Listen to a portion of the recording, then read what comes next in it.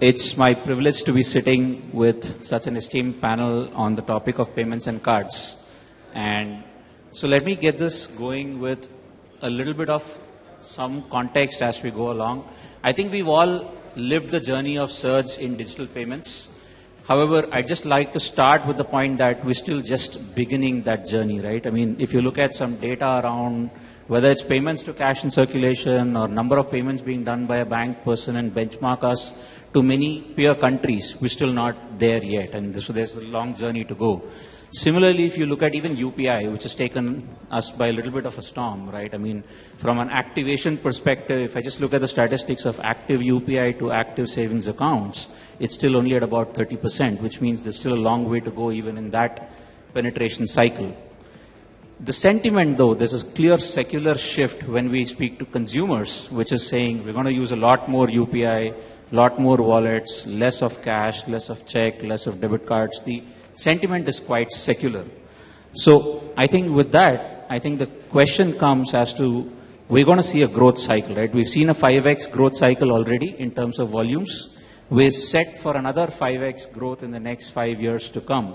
So now maybe we get started with deliberating on where is this growth going to come from, right? So what are the interventions that are needed to drive this penetration further? And maybe I'd start with you, Dilip, to kick us off in terms of what more will happen which will get this penetration further going as we see the next 5 years. So I think while the digital payments have been growing at a great speed, we still believe that there is a reasonable market left out, and I saw some number. I don't know whether it was 10x, 20x, or whatever it is, but we firmly believe that from where we stand, 10x growth is easily possible. I'm talking about all payments mode put together. From a UPI standpoint, we are looking at a billion a day as a target to be achieved by India. And earlier when we started talking about this about 3.5 years back, and that time it was like a long stretch number, and now it's just 4x what we need to reach a billion a day. So I don't think it doesn't appear to be a dream now. It appears to be reality. I think the question is when now. Got it. And Mahendra, as you look at it as a facilitator of this UPI transactions, digital payment model, what further innovation do you see happening which will help get that remaining transaction target that Dilip was talking about? Yeah, I think it's a great question for something that has already been growing at this kind of tearaway pace, right? But I think if you look at what are the potential pockets of opportunity that are relatively untapped, and what could be areas where within existing pockets penetration can be deepened, I can kind of think about it at least on two axes. One is for the set of customers who are already onto it. I think there are some areas where from a experience perspective there can be improvements. From a use case perspective there can be improvements. So the more the number of use cases you bring onto the network, you're going to see more growth coming in, right? So whether it is being able to pay from my bank account, which I can already do today, being able to pay from my credit card, that's like the next level thing. So I can see myself as a customer wanting to transact more and more as some of these features come alive. There are also use cases where today, I mean, it's fairly ubiquitous, but international, for example, is one of them. So some of these things will drive the next wave of growth within the existing consumer that is already transacting with UPI. I think amongst the next set of consumers, I feel underbanked and unbanked with newer payment products themselves, whether it is PPI or small bank accounts, etc., can be the next wave of growth as well. So I think, 10x growth, as Dilip mentioned, it's a matter of when versus if. But I would focus on those two accelerator dimensions. One is how to improve the experience and the selection offered to current customers, and how do you get more new customers into the fold. And of course, in addition to the underbanked and unbanked, there's also the under smartphone penetrated as a segment, right? And how do you, with feature phones and some of the newer features that NPCI is rolling out. So I think 10x is underballing, I feel. Right. And of course, a natural byproduct of what's happened is, debit transactions are all shifting towards UPI, converging towards UPI as a preferred model basis the experience that the consumer is getting. Mr. Kamkodi, when I come to you as a banker, what does this mean to all the investments that's happened in getting the debit card penetration to where it is, right? I think that's one of those penetration numbers that's very proudly spoken about. We have this quite deep penetration when it comes to debit cards. What does it mean to that form factor? Vivek, one thing, if you look into the data, particularly when you have NPCI seeing, like say, 5x growth, and you are saying that you are going to see 10x growth, I won't say, or even the data don't suggest that it has totally eaten away what has happened through the ATM, or even if you look into the number of cash withdrawals from ATM network. When UPI transactions have increased by 5 times, those numbers have not come down. Even if you look into the other transactions by, like say, debit card, things have not come down. Maybe that they have not grown too much. Maybe you need another maybe a 5 to 10 years time period when this has to happen. How I basically view this is that these modes will coexist at least for one more decade. See, probably they have to give only one thing. Like what is that? Is that instead of typing something, if I think in my mind, money is not going. So probably NPCI will find that out anytime sooner that, like say, if I think something, the transaction will go through. I mean, that's the thing. I think they should be already working on that. So how it basically looks like is that at least for another 10 years or so, and as he rightly said, you have, I mean, the entire, like say, the incremental transactions, it has basically come from, I view that is that many of the transactions which are happening through cash have actually come to your digital or NPCI, I mean your UPI route or whatever that is. So, like say, the life for debit cards, I don't expect that to go anytime sooner. Already the wearables and all have come. Even from our bank, we introduced keychains and things like that in a different form, where you need a chip to initiate that transaction and all. They will coexist for some more time before everything gets into maybe other biometric based recognition to complete the transaction also. So to sum and substance is that maybe till they see another 5 times increase, like say it has to start from the rural and like say under-penetrated market where the cash transactions will migrate and these numbers will come, and slowly things will stabilize. Maybe I think we should be seeing before our retirement. Right. And Nikhil, to Kamakodi's point, I mean, the non-ATM transactions are stagnating. They're not degrowing, but they're stagnating, right? So what does this mean to a network like, and how do you see that playing out as you look forward? Oh, thanks, Vivek. I think Mr. Kamakodi has made it very easy for me to respond. So I think if the bank is saying that this is what's happening, there's not much more there is a network I can add to. But yes, I think the importance that I would want to articulate is it's a form factor. And, once we had demonetization, one of the strongest achievements was that we leapfrogged from 200 million debit cards to 900 million debit cards. And therefore that form factor and that entire infrastructure, that entire distribution is already in place. Now it is for the ecosystem to innovate to see how is it that you can make these form factors more relevant. So these are all payment mechanisms, right? Fully understand. But is there a game that one can play by using this distribution capability that is available to build something on, what the debit card has to offer?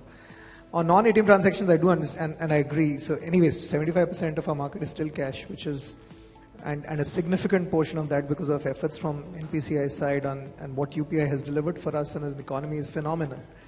So we've got a whole lot of these transactions move from cash to digital. But as I said, it's a form factor, and let's face it, if you look at the overall ecosystem, you have 935 million debit cards, you have 78 million credit cards. Now, I rest my case.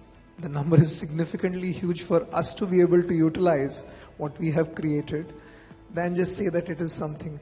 But yes, ultimately at the end of the day, I don't even know what 10 years have in store. So I think Mr. Kamakodi has given a fairly, kind of measured response on what will happen over the next 10 years.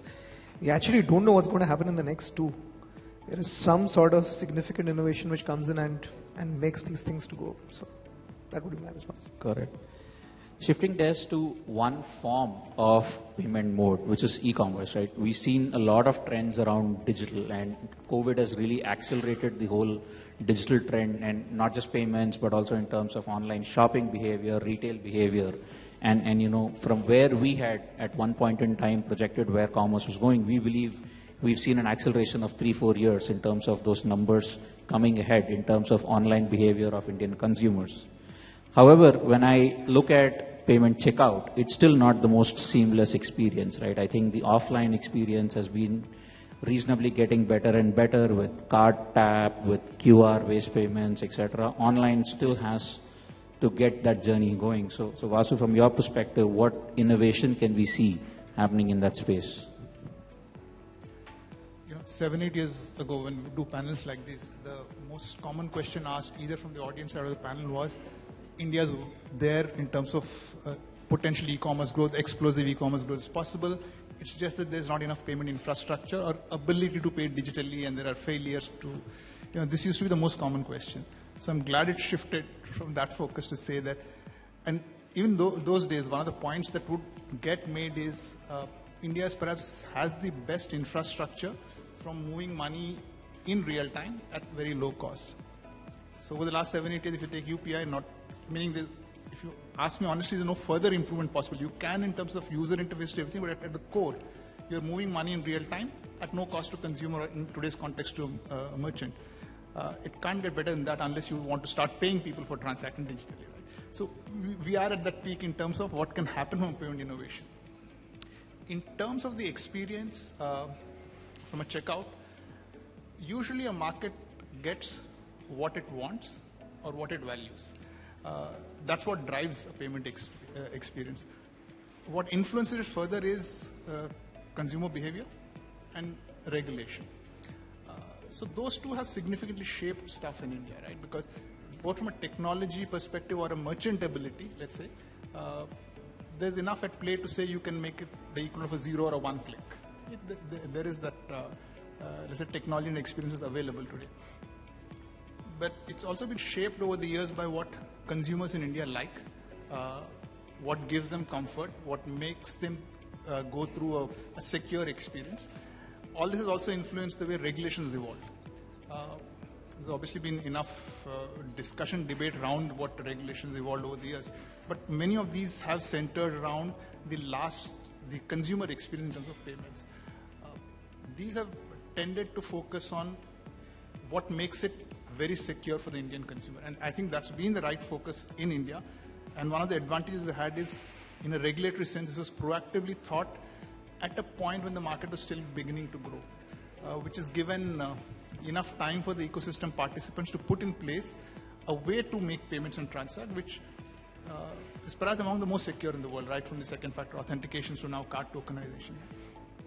So what we have now in place is the fact that you have the ability to move money in real time, no cost, and perhaps what is the most secure way today anywhere in the world.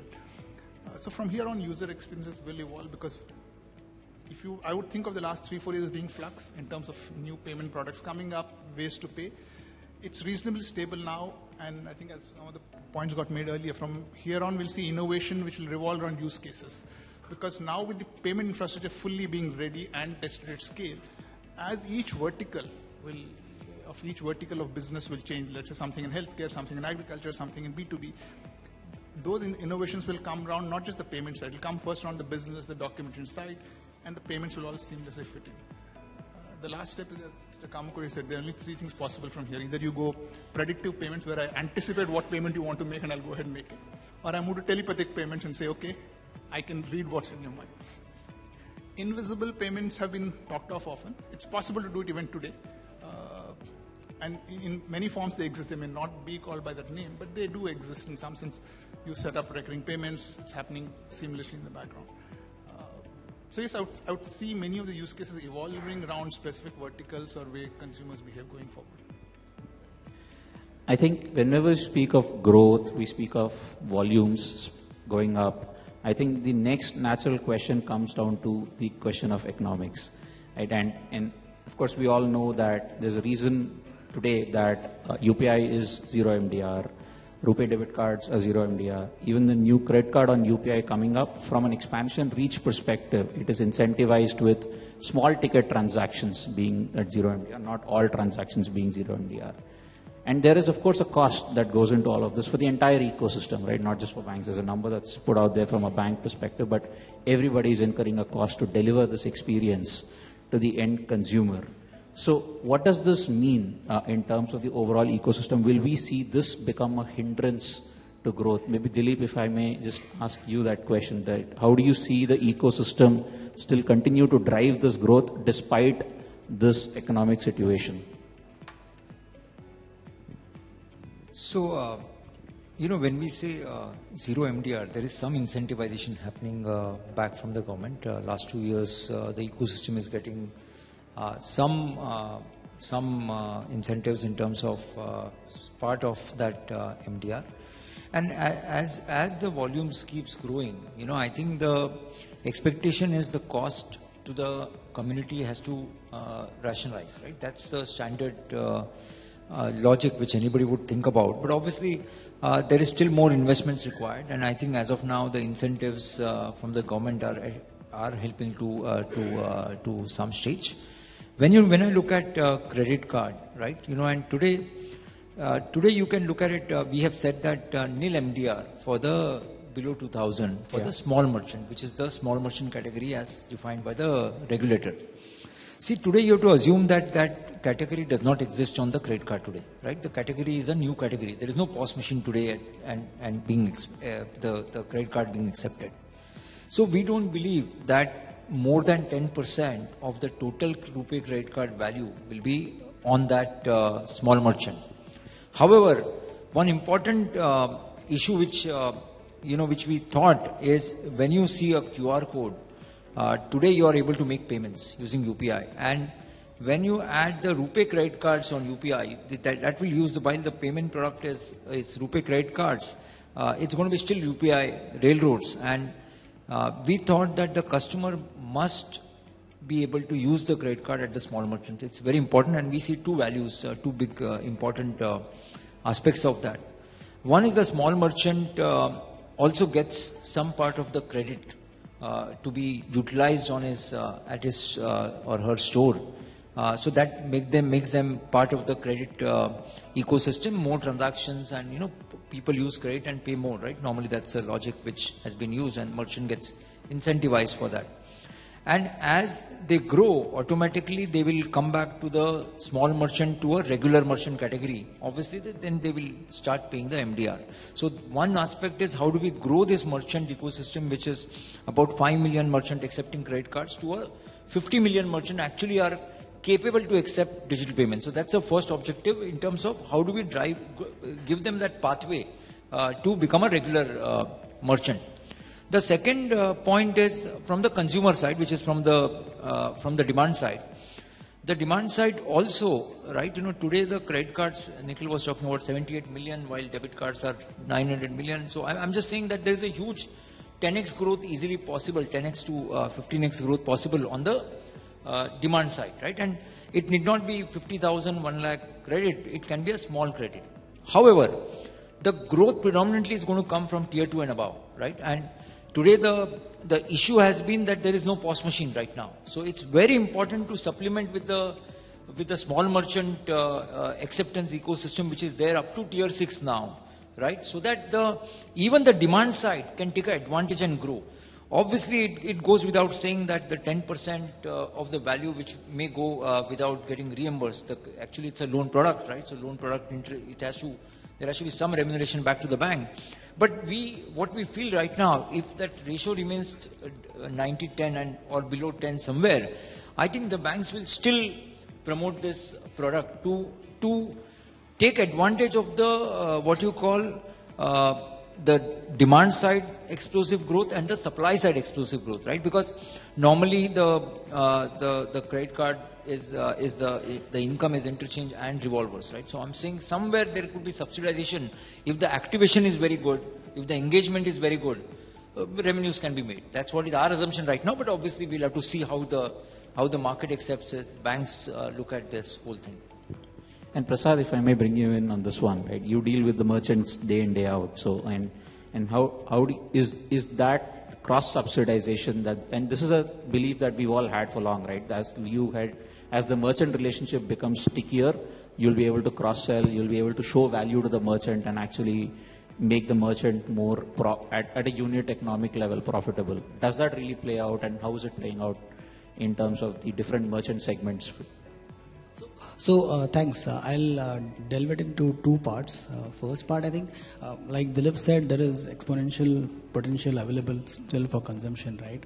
So if I look at a digital transaction today, there are various users of the transaction, and it's important to see whether the economics make sense in everybody's mind. So, for example, if I go there to buy something, if I'm the buyer, then I'm looking at convenience. I'm looking at risk-free transactions. I'm looking at maybe interest-free credit. I'm also looking at some saving on the transaction, which means I need to get my loyalty points. I need to get my cashbacks, promotional offers, whatever.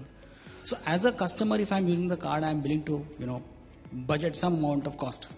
Right now, in many form factors, there are no costs, but I'm willing to do that, right? So there's opportunity to be, cognizant of that.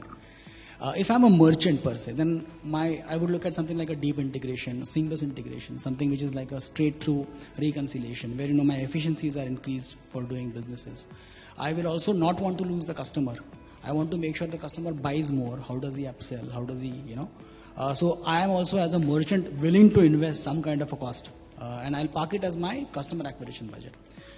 Banks obviously, are looking at it from a perspective of, they are already, because of UPI, saying very healthy saving account balances. They're looking at current balances. Their cost of borrowing is going down. They need to borrow less as well, right?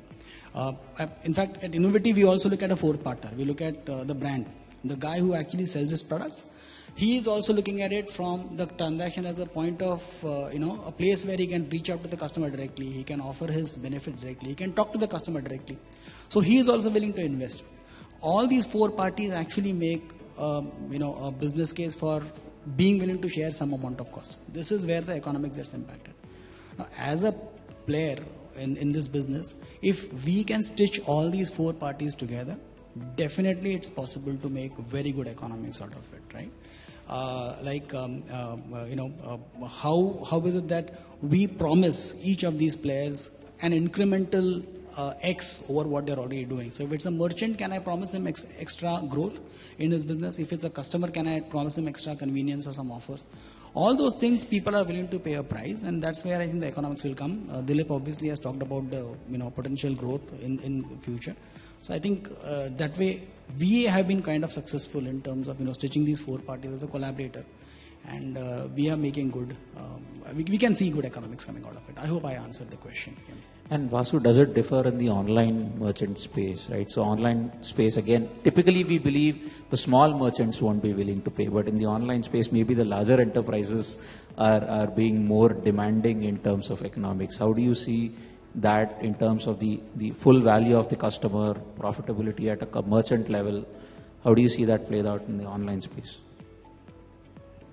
Personally speaking, I've never subscribed to your view that the merchant doesn't want to pay. In behavior sense, it's part of the cost of the business. You're paying for materials, you're paying employees, you're paying for rent. This would be another input cost. I just think in the way India has evolved, there has been the opportunity for merchants to gain from this in the shorter run. Now from a national level, it's helped in many ways. It's accelerated digitization, consumer adoption. But structurally, I don't think there was a great merchant reluctance to pay to begin with. And the merchants all over the world have paid. And all over there's been a debate, am I paying the right price? Am I paying the right price for credit, debit? That's been an ongoing global discussion. Given India's needs, which came in sense, it's a timing issue where free worked. But just to digress for a moment, before we look at payments and being free, one must remember it's the digital economy that introduced free. Right? And all these terms, the pre-digital, there was nothing called free. Then you had propositions which said, do X transaction, get a Y cashback, right? The construct that you get paid as an incentivization started from that phase.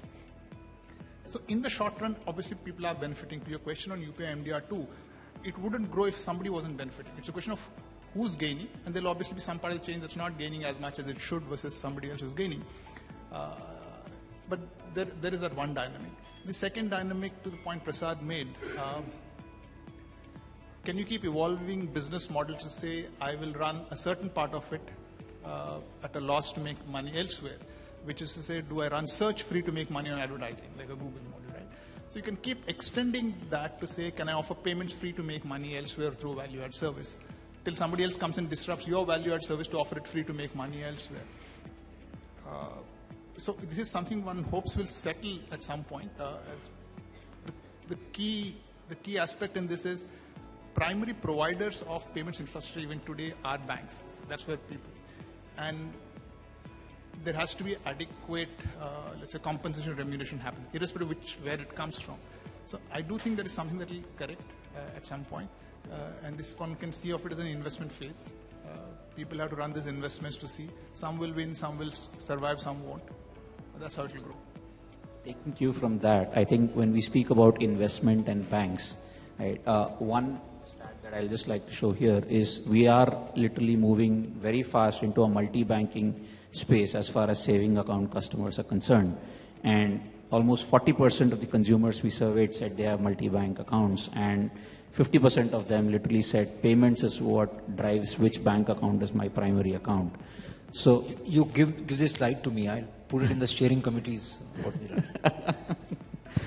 So Mr. Kamakodi, do you, for you from a bank perspective, of course you're making a little bit of an investment when it comes to processing all of that, but is this dimension helping you look at this more holistically to say payments as an investment for the lifetime value of the consumer?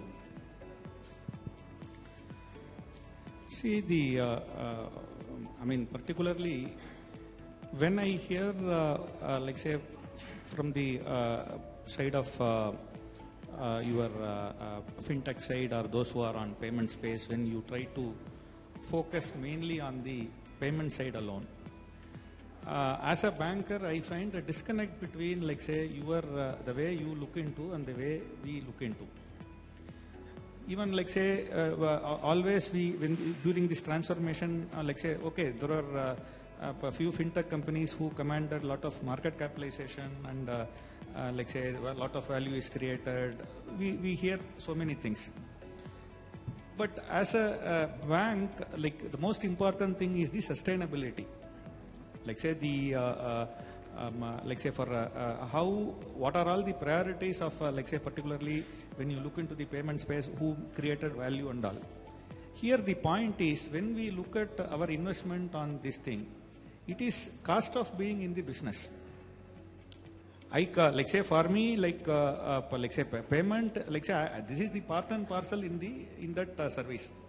So when he holds the thing, but at the same time, it is only one of the things for him. Like say, even now as we started from the beginning, like say, your ATM withdrawal, both in terms of number and amount, has not yet come down. So in that way, and another important item here is that, in fact, one of the, like say, visionary CEO of a banking industry, he asked, where is the profit? Laddu kahan hai? That was asked by, like say, I think you know what I'm talking about. So basically, like as a bank, whether we like it or not, we had to copy or provide the services which are given by whatever that is getting cleared out in the thing, and we have to continuously make that investment, which is still part, we add it as a part of our CASA cost or whatever it is. Finally, we make in overall, whether we are able to take our return on equity on the overall investment. But coming to the payment per se, say at least when we all started our career, a credit card or debit card was supposed to be very exclusive product. So that investment cannot be, like say, distributed across everybody, so you needed a lot of MDR at that point of time. When cards or other, like say, even starting from the bank accounts, everything became democratic. So the same investment, the cost is getting distributed among multiple times the people. So you cannot continue to add that, like say, you made a 2.5% MDR 10 years back and you will be having the same percentage going forward also. Finally, the expectations for the community at large should be, like say, when I am transacting cash, I am not incurring any cash. Probably it will be the bank which is incurring cost on sorting, giving out, moving or whatever it is, the expectation of the customer will be that like whenever I make a transaction, it should be zero cost or near zero cost. So in that way, it will be going forward, it will be very difficult. Like say, we all need to make that investment on infrastructure continuously. Say, for example, the QR card, it is completely a different thing. Like the major investment that was needed for, like say, even it could be 1,000 rupees, say, PAS machine. So the QR code completely replaced that. Like say, the hardware is getting replaced when it is by the software and all. So things change. And going forward, eventually, whether we like it or not, the MDR will come to the near zero only, and it will that will be the direction with which you go. And I'm not sure where is the place to make money. You can't make undue money out of this, is the precise thing, unless and otherwise you add any extra value and convince the customer that you are giving some value for which he is prepared to pay. And as a bank, I have to make investment in technology. Like say when ATM technology grew, it was 15-20 lakhs, then it came to 2-3 lakhs, so the ATM cost came down. Number of people who used that increased. Like that, whenever there is an evolution in terms of the technology, so probably the evolution will happen in such a way that you don't have, like say, all the costs involved are say software costs, which can be scaled up without having any incremental cost on the individual units. So when it goes that way, probably this is how things will evolve, is what it looks like at this point of time. And Mahindra, from your perspective, you're dealing with both consumers and merchants, right? And you're making that investment today that Kamakodi is talking about at the same time. How do you see the economic journey, right, over the next few years play out, both consumer as well as merchant?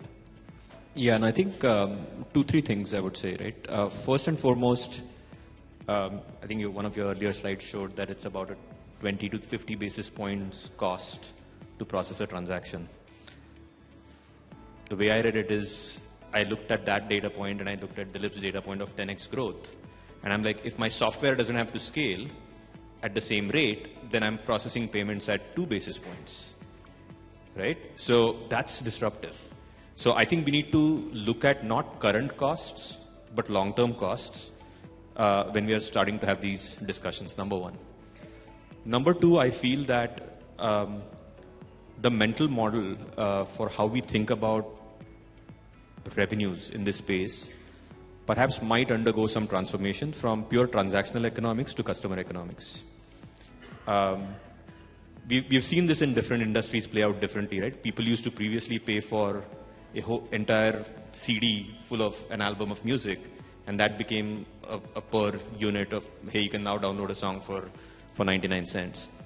I think this might go the other way around, which is I may not pay or earn on any transaction, but there might be opportunities to make revenue if you're a bank, if you're a merchant, if you're a TPAP, whatever it is, in building that customer relationship. It could be through advertising, it could be through credit, it could be through various financial services. I think Dilip talked about how a merchant's business could grow and move from one segment to the other.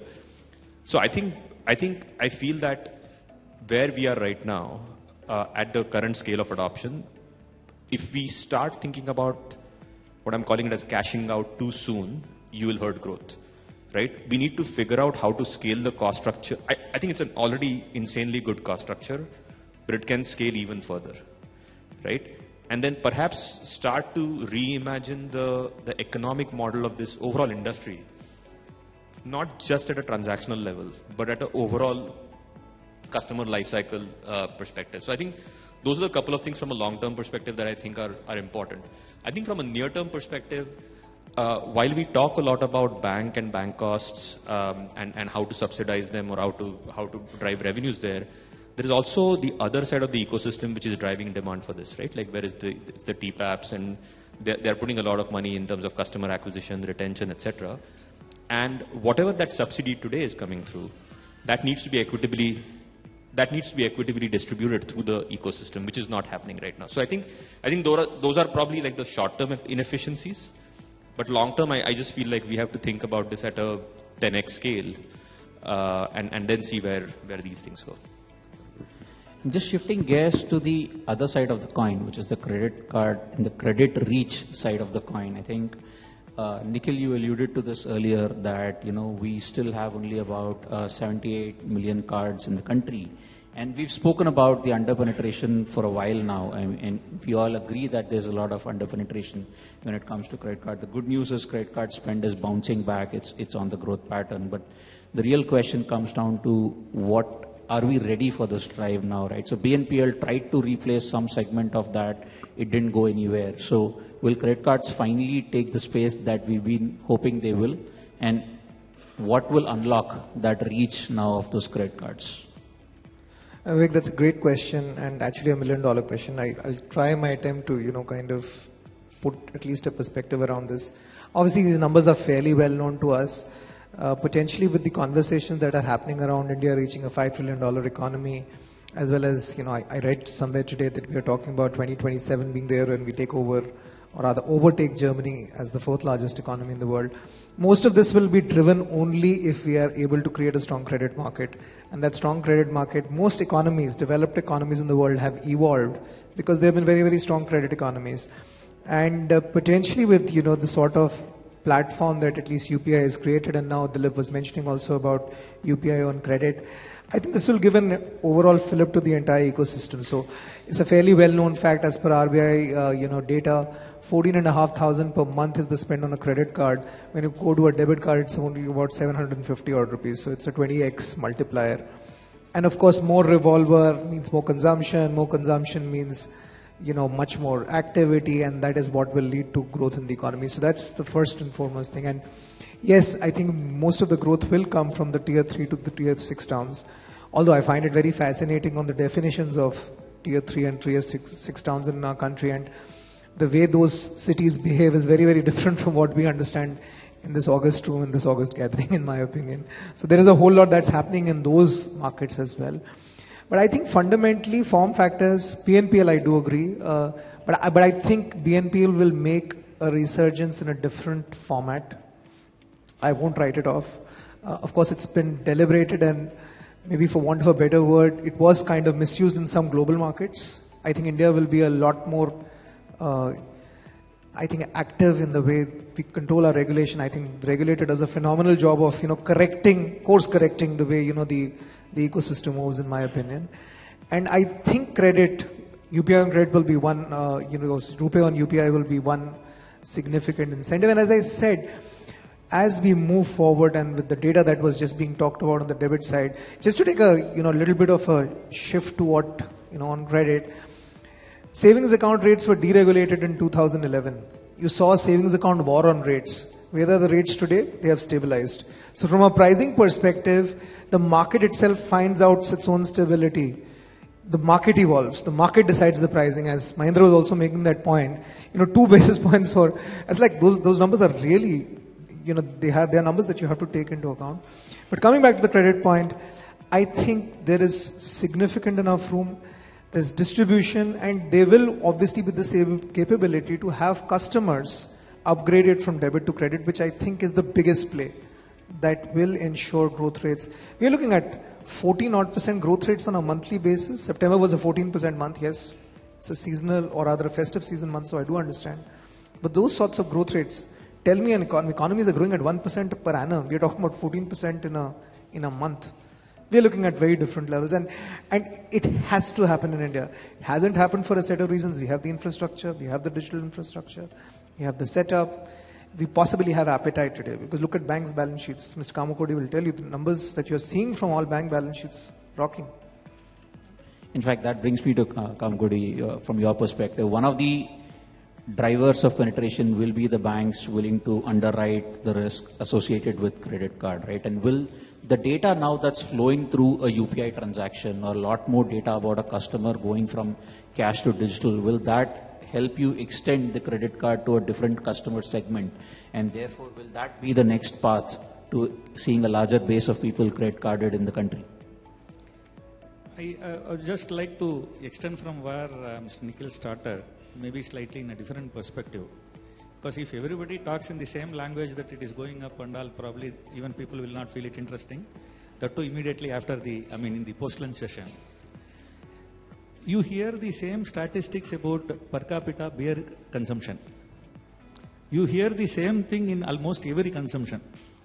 So let us not get carried away that immediately we are going to catch up somewhere in the top and all. I mean, let us be pragmatic. Once again, it basically comes from the culture or the value system that had been imbibed over centuries. It may take, if not centuries, at least a few generations or at least decades to get these things done. And for all these things, the most important thing is that how quick is your per capita income going to improve? So that only give for a common man, like say, the banks may be interested in giving, but he also should be mentally prepared to take that, like say, amount of borrowing.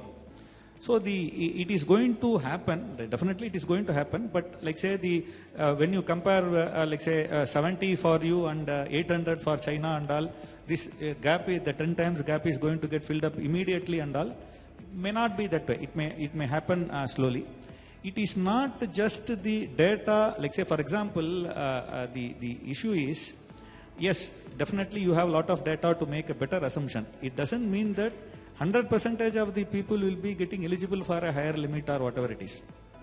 So it all depends upon the individuals, how his income increases, how his, let's say, stability in the income will be there over a period of time, how his own perception and then the perception of the bank comes in. Yes, definitely things look good, but let us not get carried away just by putting today's point and futuristic point and draw a straight line or pulling the Excel spreadsheet and look out at CAGR and make a valuation on that. Fair enough. So if I look at the acceptance side, Prasad, now one acceptance expansion is of course what Dilip referred to earlier, right? That you're going to see a segment of merchants who didn't have POS machines earlier, who will now be able to accept credit cards through a different form factor, right? So there's also the question of economics we all debated. So what will it take to get this new set of merchants to start taking credit card on UPI? Of course, it will run on the rails. They may not be able to control it. There are many aspects to it, right? Will we see a resistance to that form factor playing out? Will that be smooth? What's the journey going to be like for that? So first is, I think with credit cards coming on UPI, I think it is a great thing because it's going to accelerate acceptance of credit cards in the small merchant space. I think that's what you're trying to allude to, right? Definitely, we look at explosion in terms of the way credit is being distributed, right? What is going to happen? I think there is a cost factor, obviously, which is there today. There is a mindset because today the cost regime is very different, right? Today we're not used to seeing costs on UPI so far. But and I can only share from our experience. So we at Innovity, for example, I'll give you a very simple use case. We have about 25,000 small merchants. So we talk about the small merchant space, and they are in the electronics segment, very competitive space. Too much of competition actually. Plus, these are the ones who are kind of also facing the brunt of the tightening of the customer's budget today. Right? But what we have seen typically today is that they are very hungry to grow, and if they can see growth, they are willing to consider costs as an acceptable norm. So, in terms of acceptance of credit card, RuPay credit card on UPI, I think it is definitely a clear positive indication. Just to continue with the example of these electronics merchants today, in fact, you'll be surprised to know that they actually do pay us a premium over the normal MDR also, right? Because they see us collaborating with banks and brands and giving them offers. One simple thing, today they are able to see incremental growth coming out of maybe a simple tool like EMI. BNPL obviously is not doing very well, but EMI they are able to see. And what they can understand is, okay, if I can see EMI helping me give incremental growth, and somebody is giving me EMI in a domain where there are standard affordability schemes are not present, I'm willing to pay a premium, and that's what they are doing. So if you give them a visibility of growth, and they can see the correlation between growth and the cost, they are quite gung-ho about this. And this has been our experience, and this is not just in electronics or the mid-market space. Even if you look at use cases in every industry, We, for example, we have a very separate use case for food and grocery. We have a very separate use case for fashion and apparel. Right? Same thing doesn't work everywhere. But what that requires us to do is a little bit brainstorming on what the merchant, what the industry, what does consumers today want. So I don't think credit card usage on UPI is going to be it's something which we are really looking forward to. I think it's going to expand the market and in fact going to have very positive effects for us, because just adding to what Mr. Kamakoti said, that for next 10 years debit cards are here to stay. So that kind of secures the future for POS machines also. So I'm very happy with that. I think both of there is a lot of sorry, just to continue further, if we can show the merchant or the banks or whoever the partner is that there is something incremental that you can deliver, right? I think they are willing to pay for it. And what does this mean to the POS infrastructure itself, right? I mean, we've had multiple variants of that evolve over time, right? So we've seen the traditional POS machines, we've moved to soft POS, we've seen UPI QR come up, we've seen Bharat QR come up, we've seen different variants of QR come up. So as you go ahead, what form factor do we see remaining? Will we all these coexist, right? Or will we see over time that it's all going to be one QR on the desk and POS machines will all move to the side? How do you see that space going, Prasad? So the POS the existence of the POS has been, always questioned from eternity, right? I mean, I remember the first zip-zap machine which we used to see, where you would actually physically do the card swiping. Then the EDCs came in, and then the multi-acquiring POS which we see today. Those are all there, right? I think what is more important is the underlying relationship, whether it continues with the merchant and the business, right? And that continues only if the partners see us as, partners who are adding value to their business. I'll explain a little bit, right? Today, for example, if I look at a POS, from the time which used to only accept payments, today it is doing a lot much more. I mean, we are having API tools which are purchase acceleration tools. We try to help the merchant grow his business, right? And we therefore want to be seen as somebody who is a growth partner, not a cost item, not a infrastructure item. Okay, I set up my shop, I should buy a POS. That I bought an AC, now I want to buy a POS also. We don't want to be like that. We want to be somebody who can enable his business to grow. And again, I'm taking an example from our, my experience, right? So we have, for example, we have a product called Genie, which is used by the small merchants again. Very relevant because small merchants today are facing the brunt of competition. They are facing the, inflationary pressures, customers not buying and all. What we are able to do is, using our relationships with some of the banks and the brands, we are able to, get them value. In terms of the way the POS has evolved, let me give an example. We've just launched a deep link, which uses UPI as well. And that takes the level of convenience to a different height. So if I'm doing, and this is relevant, for example, in the space, if I'm doing a home delivery transaction, right? I mean, imagine the guy is standing at my doorstep and I'm very worried whether the transaction will go through or not. Right? There's so many breakages. We talked about the clunky experience of acceptance, etc. So we understood that, okay, there is a lot of anxiety in the consumer's mind. What can we do to reduce that anxiety? So we cut down the steps in terms of card acceptance. We cut down very simple things like the intermediary web page doesn't come in. It kind of shortens the journey by about 50-60%. Conversion becomes quicker, and the merchants start preferring you. Plus, the merchants can also start getting insights on what are the types of payment modes that the customer is preferring. What is the journey of the customer? Where did he exactly choose which link? Those kind of insights help him close the customer. So these are things which, as Postpays, we are evolving, we are innovating as well. And I think over a period of time, I think the entire QR journey, right, of acceleration of acceptance by the sticker was fantastic, fabulous. But the underlying question again is, what else can the POS and the QR do today besides just plain acceptance of cards, right? I mean, there is use case for both POS as well as QR will definitely stay. They will evolve. The form factor will definitely evolve. But idea is who can deliver much more than just plain acceptance. Got it. And just to fast forward, as we look ahead in terms of investments, we spoke about different kinds of investments happening. I mean, there is, as we're going more and more digital as a nation, not just on payments, but on many other aspects. Of course, there's a financial aspect with payments that becomes even more critical. There's investment in terms of cybersecurity, fraud management or fraud prevention, data security and privacy, which we keep talking about.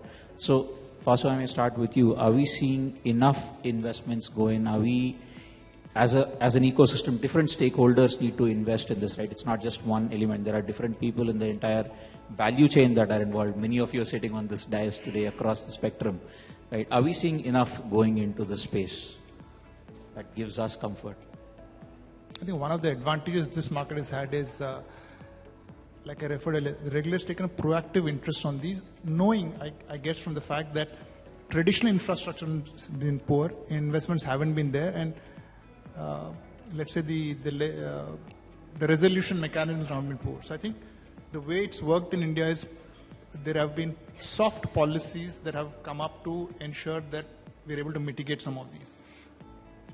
In terms of transactional behavior, India has among the lowest rates of fraud. So I mean, one can kind of split hairs there, but really speaking, I don't think great investment need to be made per se. It's not a significant area of concern. There are areas of concern around addressing customer grievances, which is not so much linked to fraud from an infrastructure perspective, but fraud or misuse based on customers' awareness to lack of education. And that's something that you would have seen even including TV ads, great focus on saying the real need in India is customer education. Because what has happened over, I think, the last 4 or 5 years is the pace at which the ability of a let's say, not digitally literate customer to be able to transact digitally has grown faster than, let's say, the mechanisms to educate them.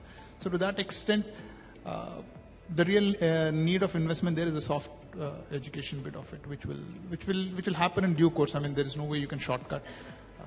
But great stuff is happening there. I'm saying anybody who watches regular TV, I mean, I watched TV after many years, and I was surprised to see Mr. Amitabh Bachchan take a break during his KBC questions to educate customers on how it should be used.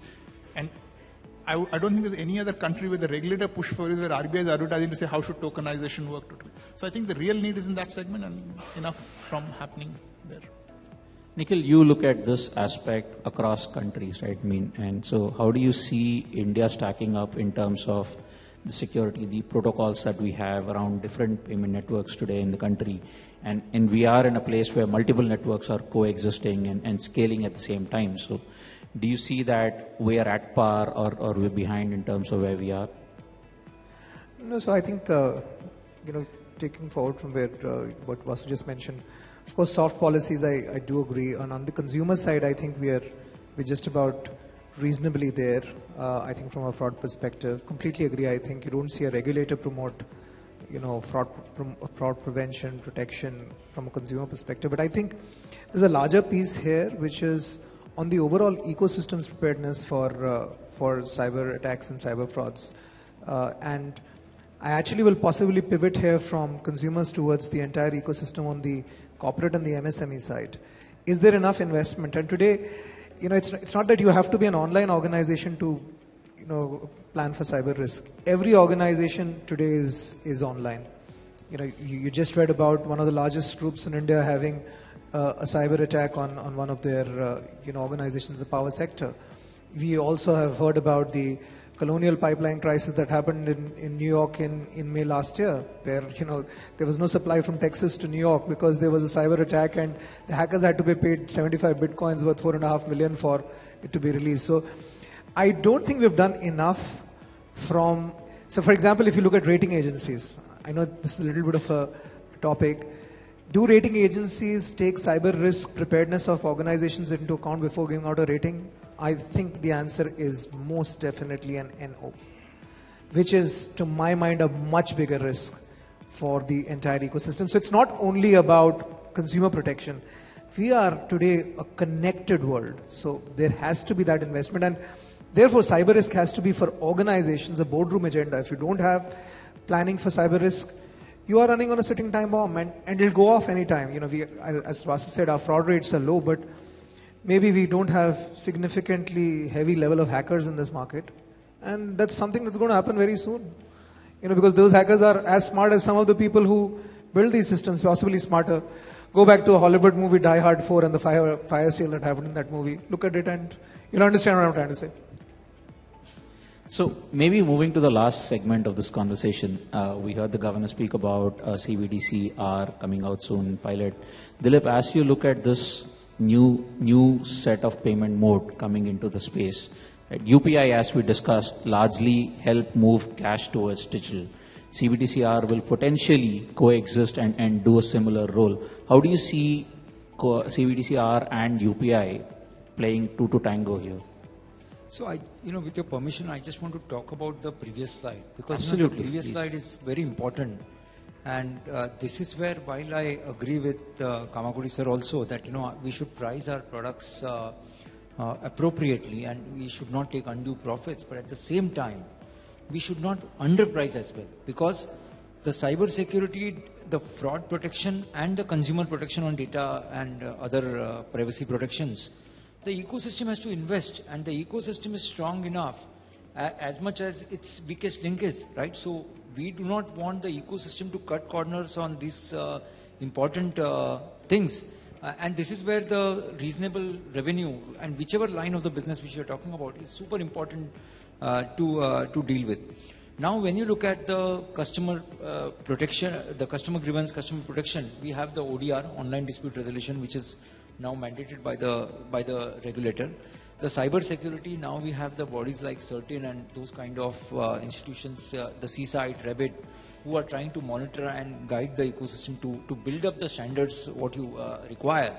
However, on the fraud protection side, we think that there is we need a lot more to be done, right? Because while RBI, a lot of efforts have been made by RBI and others, the next 400 million people who are going to come inside the digital ecosystem, the education and awareness level are going to be very low, and these are the people who would be more vulnerable back to the social engineering frauds. So I still believe that there is a lot more to be done, while there has been a lot of things being done.